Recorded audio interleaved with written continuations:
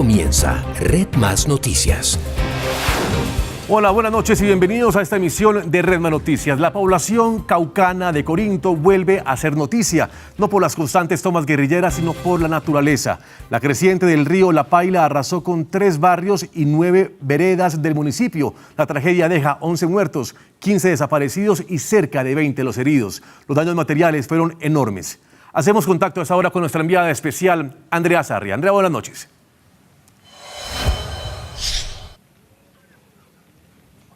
Juan Pablo, buenas noches, los saludamos desde el centro de Corinto. A mi espalda está lo que es la estación de bomberos de aquí del municipio y allí se conformó el puesto de mando unificado. A esta hora están reunidos representantes de la Fuerza Pública de Gestión del Riesgo, organismos de socorro y las autoridades municipales. Están evaluando todo lo que ha sido este día de atención, que ha sido muy complicado porque fue pues cuando se conoció la magnitud de esta emergencia. Pero también se está evaluando un tema muy importante, Juan Pablo, y es el tema de las cifras de heridos, desaparecidos y fallecidos, y es que hay inconsistencias entre las cifras que durante el día se han entregado.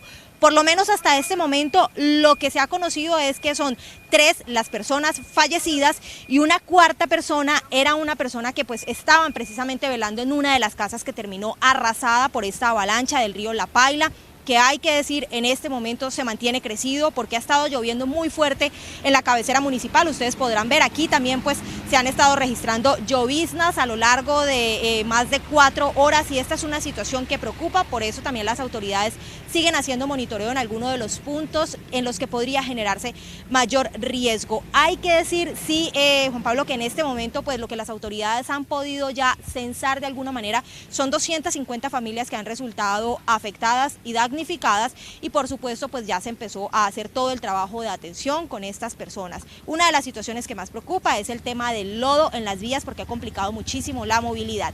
Pero en el siguiente informe les contamos a ustedes más detalles de lo que ha sido esta emergencia por esta avalancha aquí en Corinto.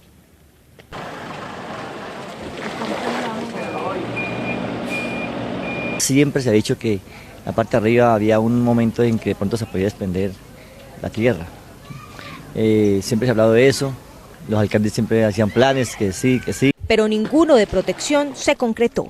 En Corinto, Cauca, la empalizada que generó una avalancha afectó 5 barrios y 3 veredas, más de 250 damnificados. Pero hubo prevención, dicen las autoridades. Una alerta temprana que permitió en 10 minutos evacuar más de 3.000 personas. Ahora queda solucionar los graves problemas tras la emergencia. Suministrar agua, terminar de limpiar todas las vías porque están todas llenas de lodos. En este momento estamos coordinando maquinaria amarilla. Alrededor de unas 2 a 3 semanas estamos en este acompañamiento así porque la principal situación es solucionar los servicios públicos. El principal colegio quedó dañado. 1.085 alumnos no tendrán clase los próximos días. Presidente, déjele un recuerdo antes de irse de la presidencia de Corinto. Corinto se merece que le deje un buen recuerdo. Nuevo colegio. Y un poco más, presidente. Más de 1.000 voluntarios entre Fuerza Pública y organismos de socorro atienden a los afectados. La principal tarea ahora es recuperar la movilidad.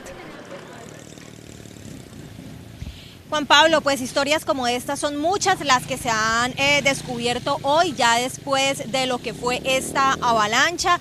Por supuesto, muchas personas con necesidades, unos más que otros, porque algunos perdieron completamente sus viviendas, todas sus pertenencias y en este momento dependen exclusivamente de la ayuda que puedan recibir del gobierno. Otra cosa es, Juan Pablo, que hace pocos minutos se realizó la evacuación de por lo menos 6 cuadras en el barrio La Esmeralda. Este es el barrio que está más cerca al río La Paila, esto un poco más arriba de aquí donde nos encontramos. Allí se hizo una evacuación de manera preventiva y las familias que estaban allí, algunos fueron albergues y otros decidieron ir a casas de amigos y familiares donde puedan estar un poco más seguros.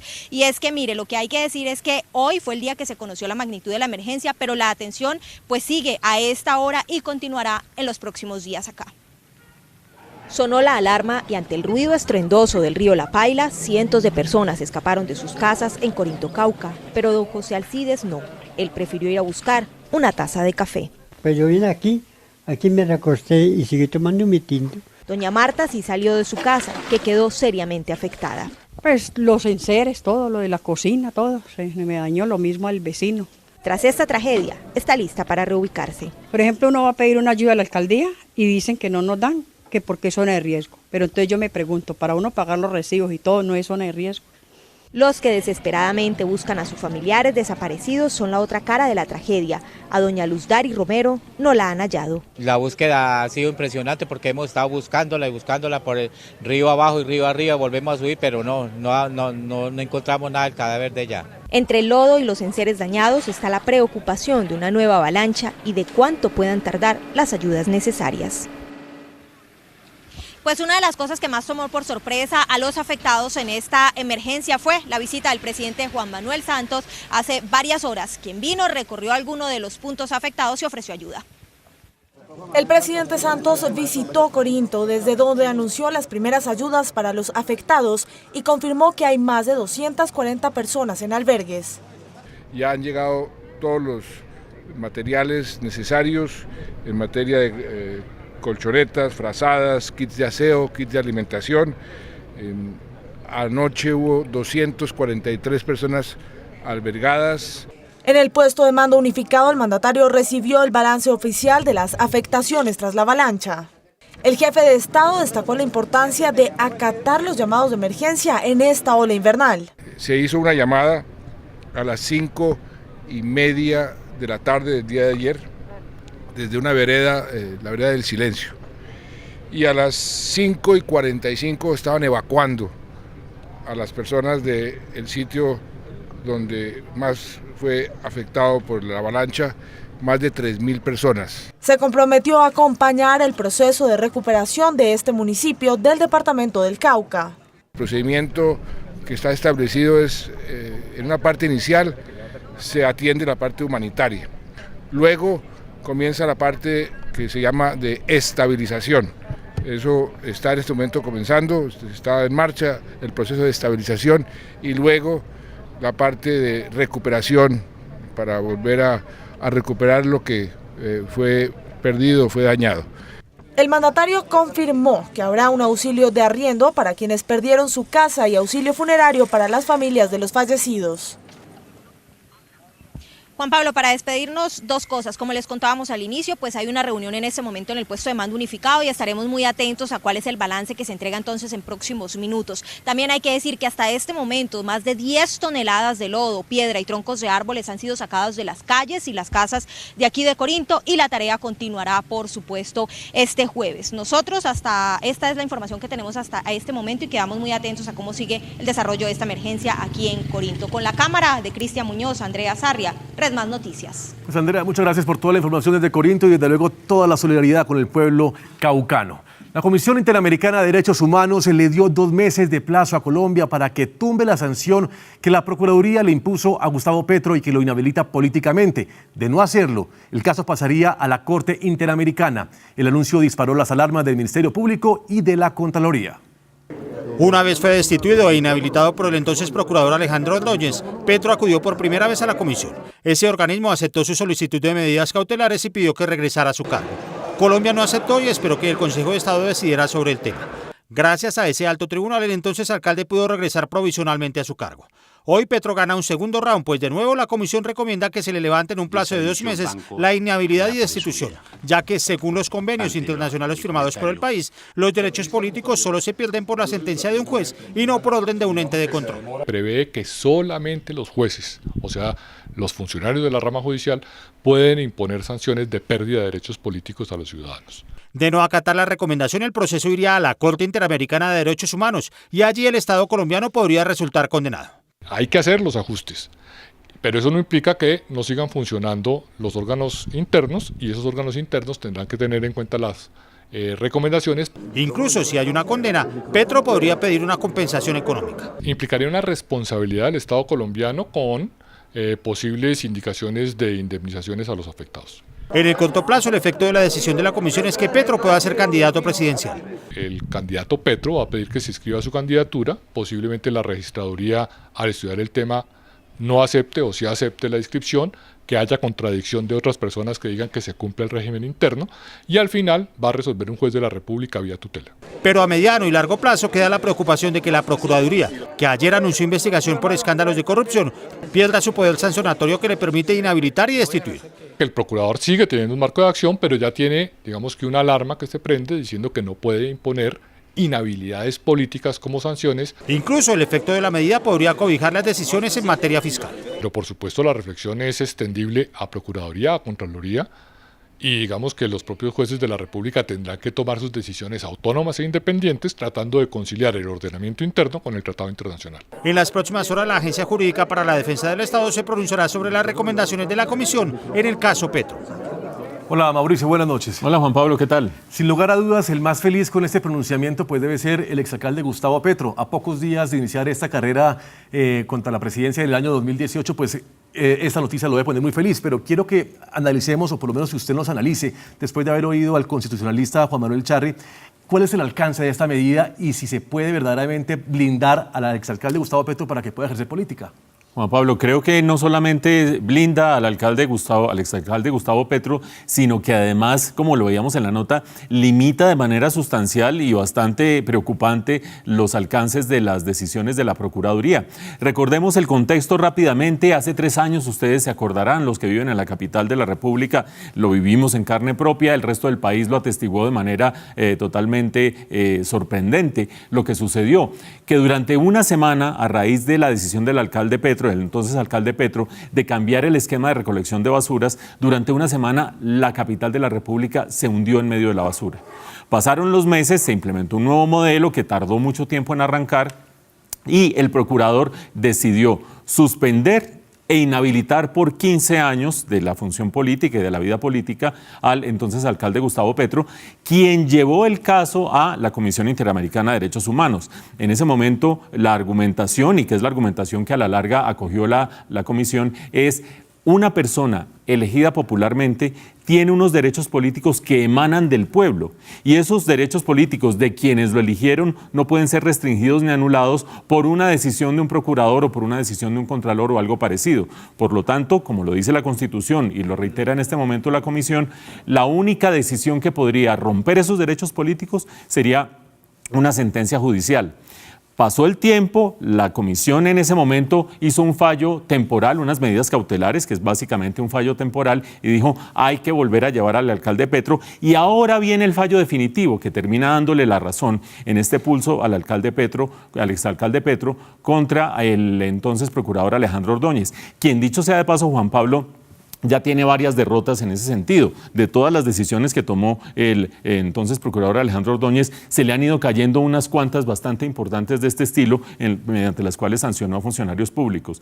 Ahora lo que tenemos es, por recomendación de la comisión, que modificar el alcance de las funciones de la Procuraduría. Un procurador ya no podría inhabilitar a una persona para participar en política, de acuerdo con este fallo, y también limitar de alguna manera las funciones de la Contraloría.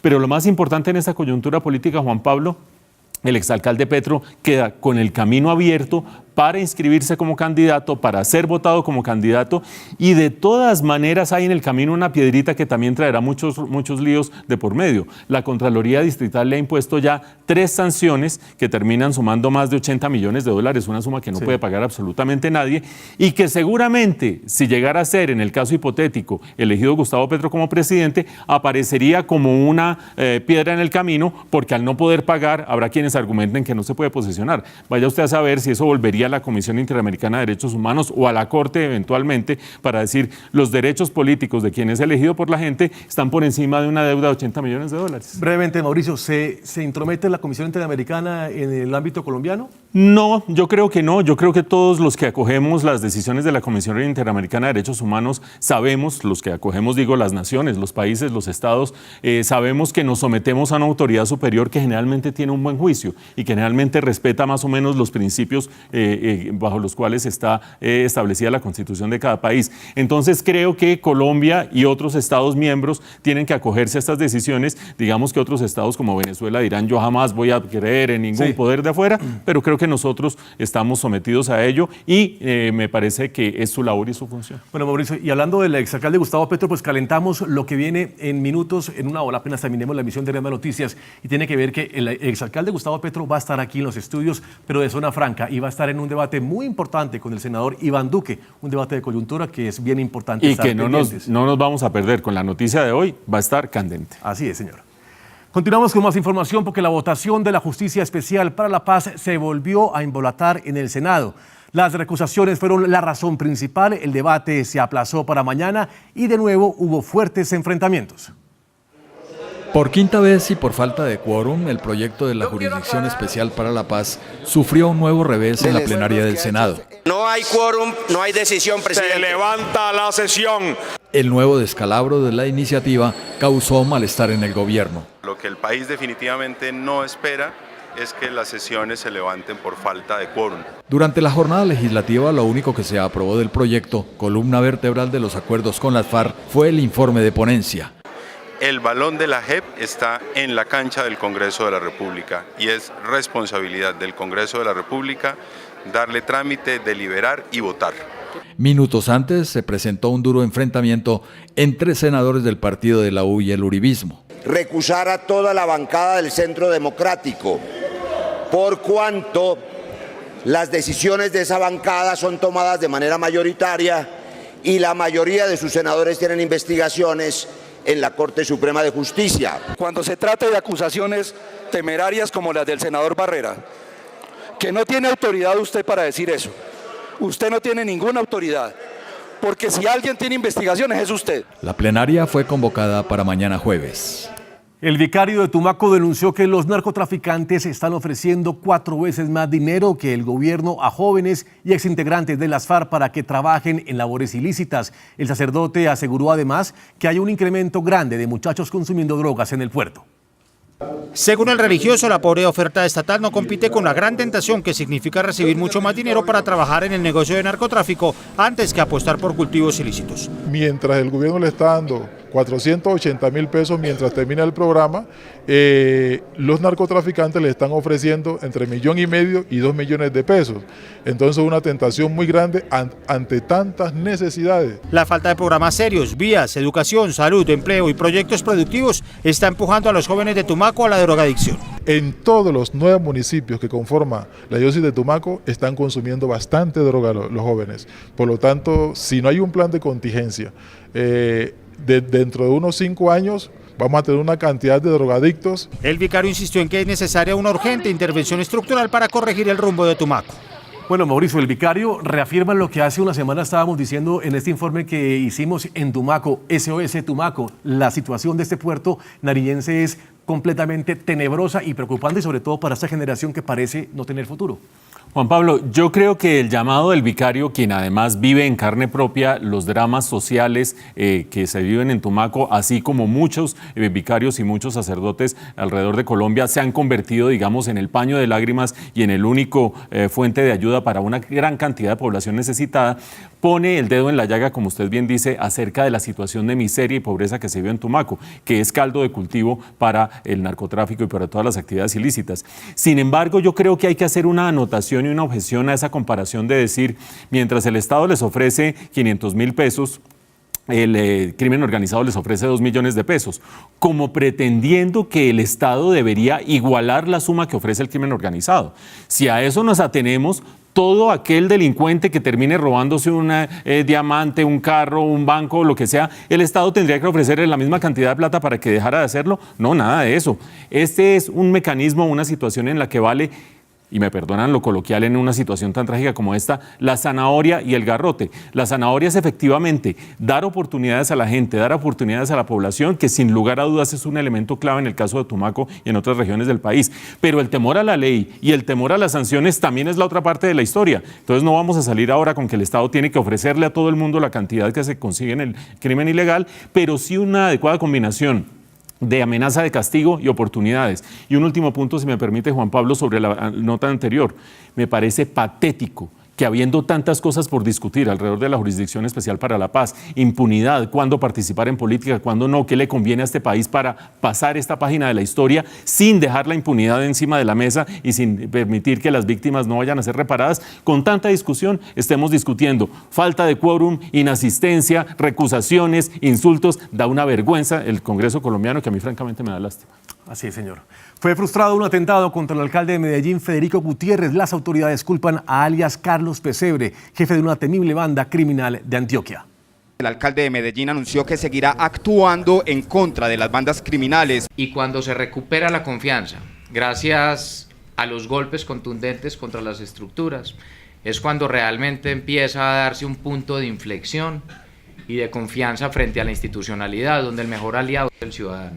Este es el cuarto plan que se conoce para atentar contra la vida del alcalde de Medellín, Federico Gutiérrez. La Fiscalía tiene evidencias de que existiría un pacto entre cabecillas de la organización delincuencial La Terraza, cuyos cabecillas se conocen bien aquí, son alias Pichi, Barney y Saya, y Laudín Robledo, con el fin de perpetrar este atentado.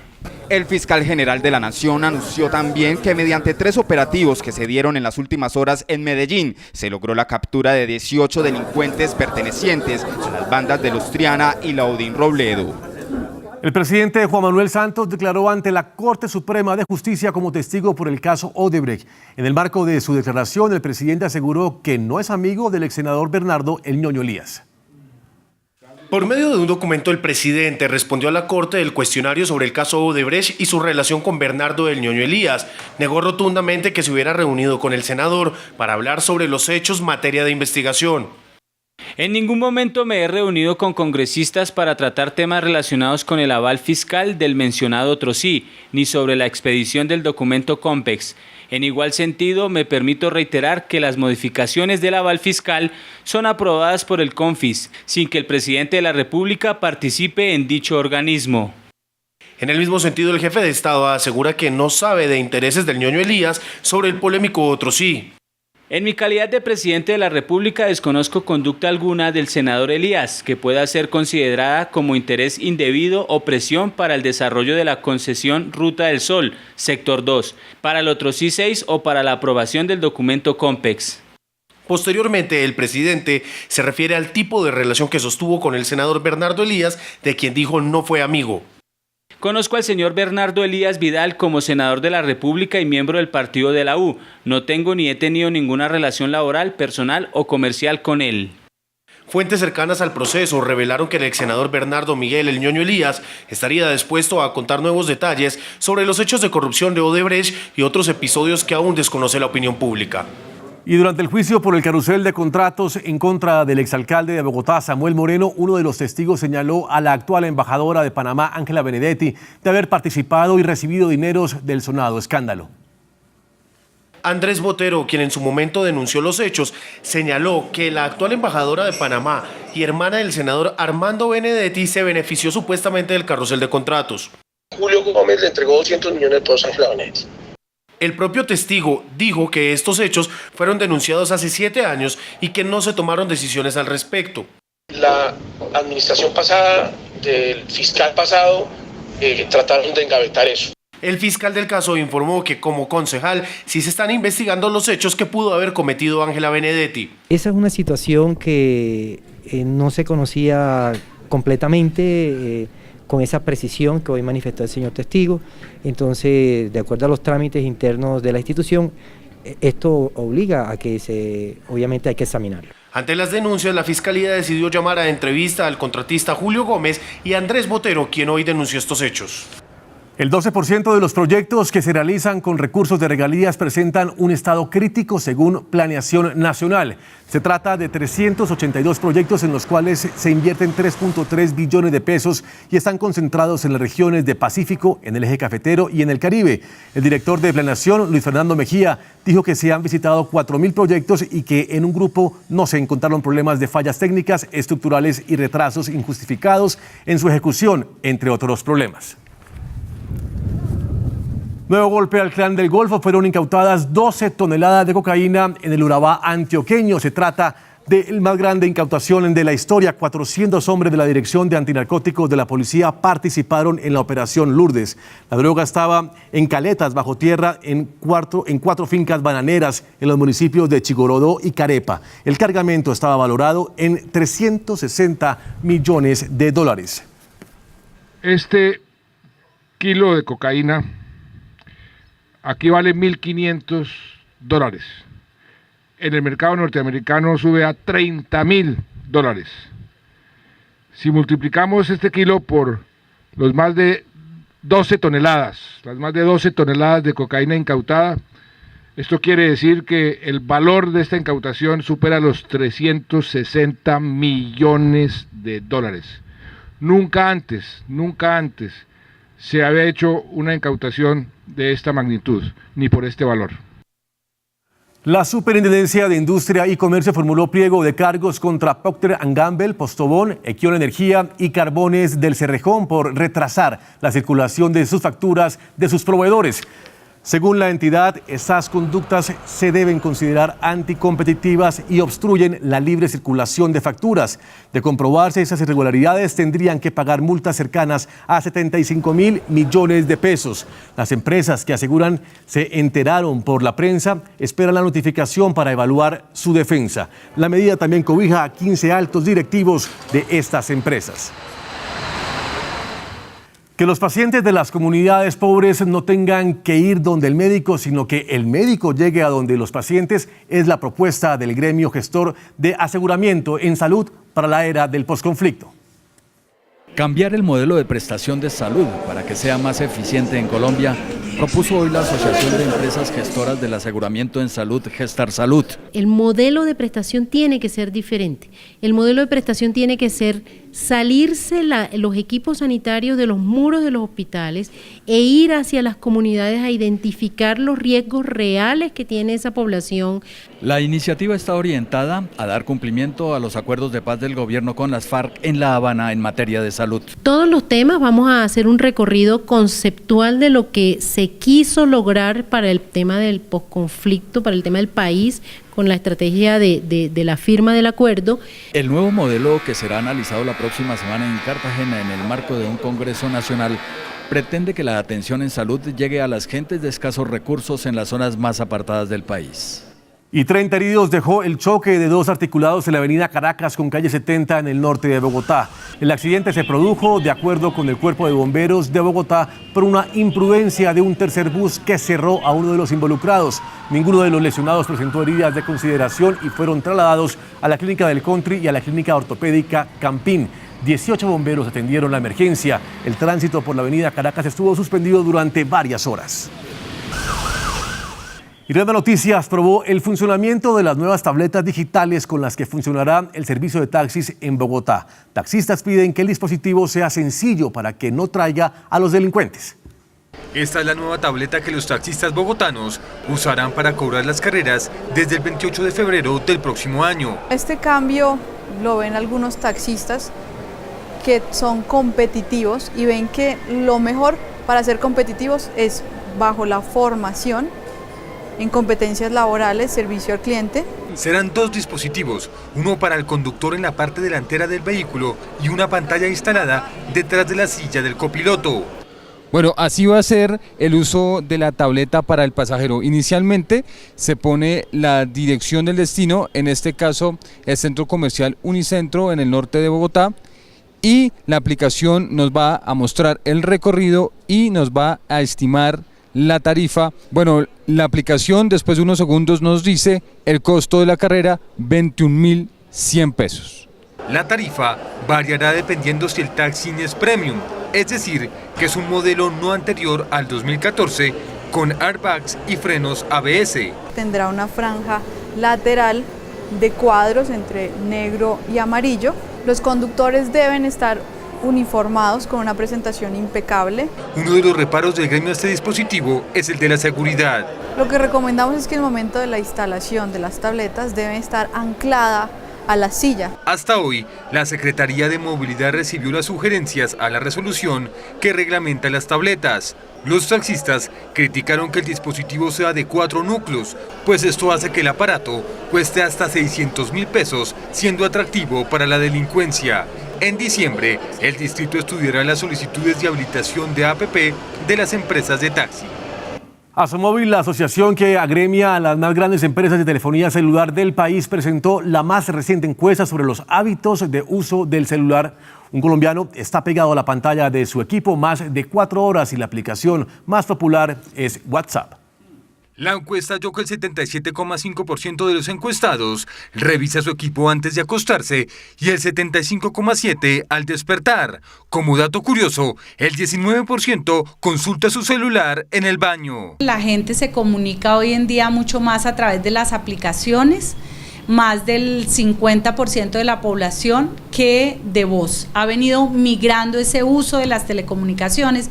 Es un fenómeno mundial. Los llamados millennials, personas entre los 19 y los 35 años, encabezan el uso diario del celular con 4,97 horas, seguidos de los migrantes digitales con 4,30 horas. Una población de estrato 1 cercana a los 2.600.000 hogares, solamente 580.000 hogares tienen acceso a internet fijo.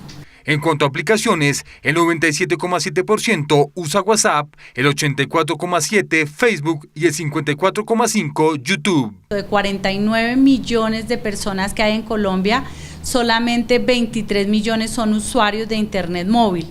La encuesta fue realizada por la firma Datexco a 1.900 personas de 13 ciudades del país. Claro Colombia es una de las empresas de telefonía celular que integra a Asomóvil. Red Más Noticias hace parte de la oferta de América Móvil en Colombia. Y a partir de enero de 2018, los alumnos de los grados de transición y primaria de los colegios del municipio de Soledad Atlántico entrarán a las 9 de la mañana y sus profesores no les pondrán tareas para llevar a la casa. Así lo anunció el alcalde Joao Herrera. La propuesta ya desató polémica. La medida del alcalde soledeño, además de estructurar el calendario académico, se justifica argumentando que los horarios tempraneros son un castigo para los menores. Con esto queremos evitar el maltrato y la tortura que significa para un niño bañarlo dormido a las 4 de la mañana, llevarlo dormido vestido en un carro para meterlo a las 6:30 de la mañana en un colegio. Y con respecto a la prohibición de asignar tareas a los estudiantes para realizarlas en casa, el alcalde anotó que esto se convierte en una responsabilidad que hoy asumen los padres y no los niños. Y en estos las opiniones son diversas. Sobre el tema de las tareas, nos da pena con el señor alcalde, pero en mi autonomía escolar no manda ni él, que es el alcalde. La Ley General de Educación, en su artículo 77, habla de los maestros tenemos autonomía escolar. Otra de las consideraciones del alcalde Herrera para cambiar el horario es que el sueño es el alimento del cerebro, y más cuando se está en la etapa inicial de la vida. Y con esto se ayudará a formar mejores soledeños.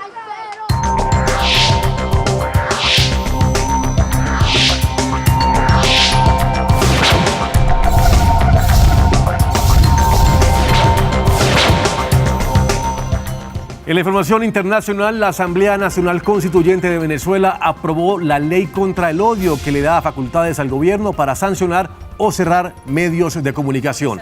La ley también establece multas para personas responsables de la difusión de mensajes de odio en las redes sociales. Si no lo retiran en un plazo de 6 horas, la iniciativa fue formulada por el presidente Nicolás Maduro para acabar con el contenido que supuestamente provocó las protestas entre abril y agosto de este año, las cuales dejaron más de 120 muertos.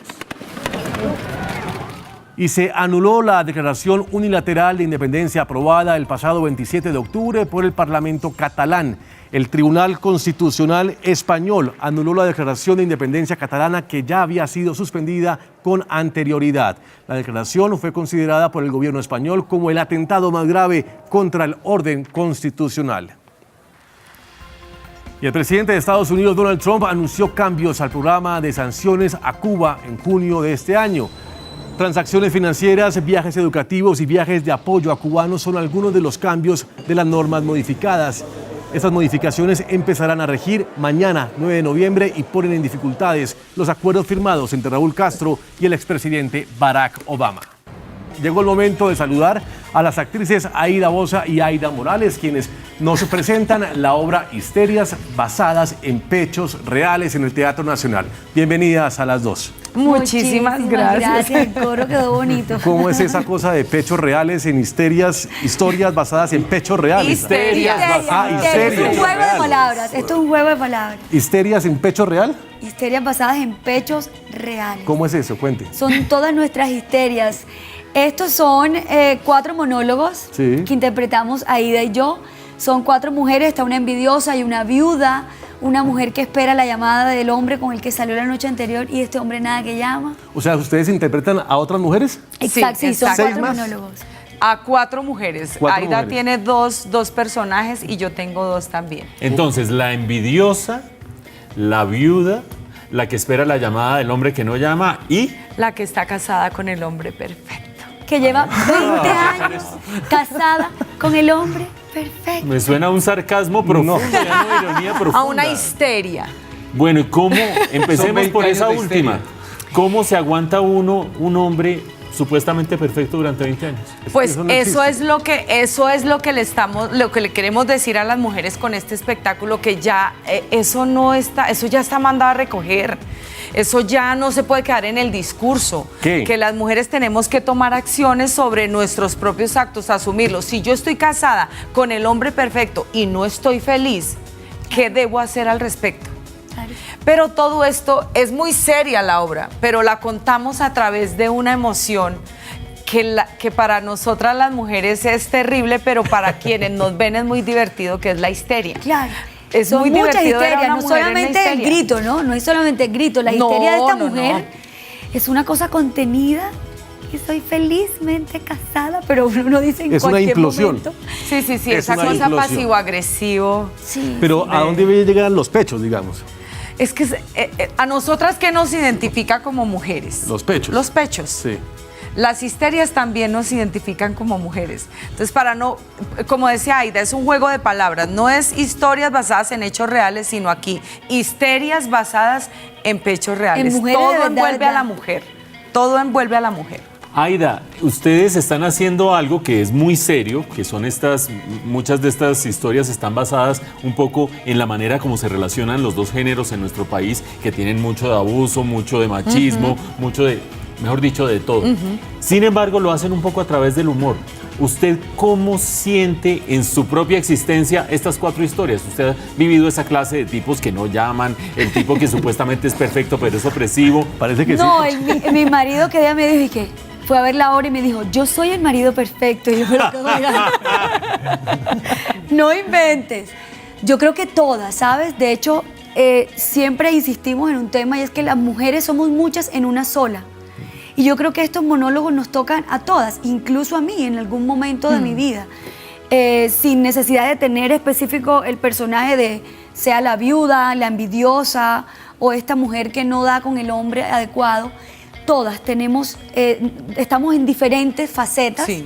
nos mostramos ahí y estamos diciendo así somos, amémonos tal como somos, divirtámonos, no les damos duro a los hombres en la obra porque casi siempre pasa que en las casi obras siempre pasa eso. femeninas como Uno que va con miedo después. no, los hombres salen felices. qué susto, Camila. Pero es cierto, Juanpa, es cierto, en muchas de las obras de teatro feministas terminan dándole palo a los hombres cuando realmente la responsabilidad de lo Está que en nos cada pasa cual, está cada en uno. cada uno de nosotros. Así es. Y es un poco lo que planteamos. Y lo que dice Aida es cierto. Nosotras revisamos los 4 monólogos y cuando nos oímos repitiéndolo, sabemos que hemos estado nosotras en una situación así o hemos tenido O la personas mamá, muy cercanas hermana, que la han prima. estado en Venga, una situación mejor dicho, así. esto hay que verlo, Juan Eso hay Pablo. que verlo. Por ¿Quién, cómo, favor. cuándo, dónde es la invitación que ustedes hacen? Teatro Nacional Fanny Mickey, de Es el de la jueves a 71. domingo. 71. El de la 71, de jueves a domingo,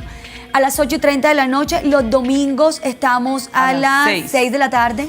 Entonces allá los esperamos, no hay excusa para no ir a teatro. 4 días, alguno de esos días tienen que Claro, poder ir a al puente hay divertirse que con ir. nosotros. Histerias basadas en pechos reales. Aida y Aida, muchas gracias por acompañarnos aquí en Redma Noticias. Siempre Gracias bienvenidas. a ustedes por la muchas gracias. invitación. Bienvenidos todos al teatro.